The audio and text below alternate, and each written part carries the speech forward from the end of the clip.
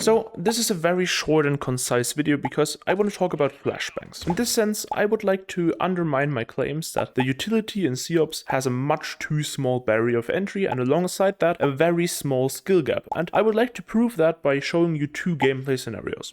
I will not explain why exactly this low barrier of entry exists or how to balance flashbangs. I will simply outline the fact that this has to be done. So, flashbangs are meant to be used in a way that emphasizes on team play. Flashbangs should require a buddy system, a two-player setup in which one player peeks something while the other assists them.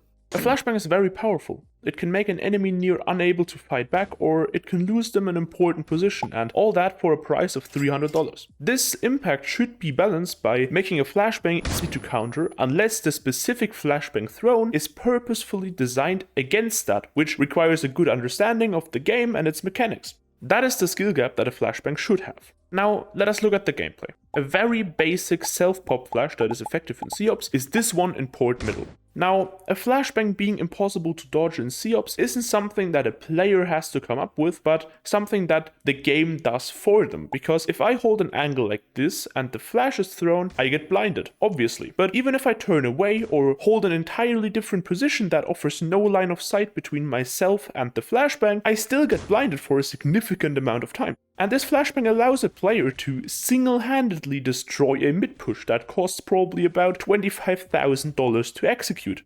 This is dumb. So these undodgeable flashbangs hurt players on the low end because these casual players have an entire push dismantled by a $300 piece of utility, made uncounterable not by an exceptionally smart enemy but by the devs of the game. But in the same breath, the current system also hurts players on the other side of the spectrum. Normally, an undodgeable flashbang looks like this. This flashbang is made undodgeable not by the game's design, but by the limits of human reaction time. A flashbang that becomes undodgeable like this, however, requires a ton of work on the side of the player throwing it, because you need the timing to be perfect and you would realistically want a safe throwing position as well. Having a flashbang like this for every angle on a map will set you back many hours. Now we get into the team play aspect of these flashbangs. In a game like CSGO, a flashbang that isn't in your line of sight does not blind you or only does so for a very short time frame. This enables two players to dismantle an entire push. In COPS, that requires one player and $300. In CS, it requires two players, good communication, perfect timing, a ton of time to have this arsenal of undodgeable flashbangs in the first place, and the mechanical skill to convert blind enemies into kills. All of these factors either don't apply to COPS or the game does it for the player. And this is why this game is a competitive game, while this one is not. And this may have given you a general overview on this issue, but thus far you've only really seen what happens in a 1 versus 1 type situation. Most flashbangs, however, are used at the start of combat periods in rounds, so there will likely be something like a 2 versus 4 type situation in favor of the Ts. This becomes relevant because flashbangs in COPS stack. Allow me this basic demonstration. I throw one flash that barely blinds me.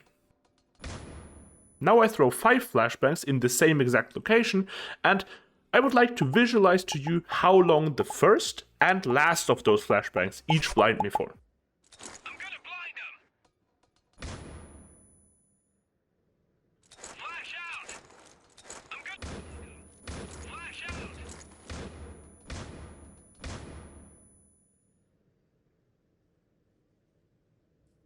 The conclusion here is, yes, flashbangs indeed stack. The more flashbangs hit you, the longer you will be blind for, regardless of how long each of those individual flashbangs would have blinded you for. And on that note, allow me to show you that exact thing in a ranked game.